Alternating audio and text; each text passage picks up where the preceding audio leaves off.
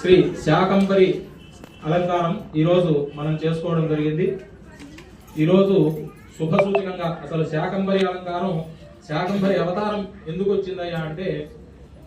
దేవతలంతా కూడా శుంభ నిశుంభులను వధించిన తర్వాత ఆ మహామాయ చండీ పరదేవతను ప్రార్థన చేస్తారు.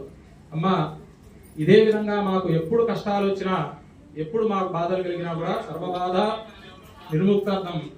నీవు ప్రతిసారి కూడా మమ్మల్ని ఇదే విధంగా వచ్చి రక్షించాలి అని చెప్పగా, అమ్మవారు ఎప్పుడెప్పుడు ఏ ఏ రూపాల్లో, ఎందుకంటే ఆమె భూత భవిష్యత్ వర్తమానాలు తెలిసినటువంటి ఆమె, అంటే ముందు కాలంలో మీకు ఏ కష్టాలు రాబోతాయి, ఎందుకు నేను వస్తాను, ఏ పేరుతో పిలుస్తాను, ఈ విధంగా వస్తాను నేను అని చెప్పేసి వాళ్ళందరికీ కూడా, దేవతలందరికీ కూడా ఆయా రూపాల్లో వస్తానని చెప్పడం జరిగింది.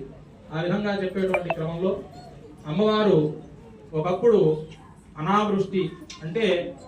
కొన్ని ఒక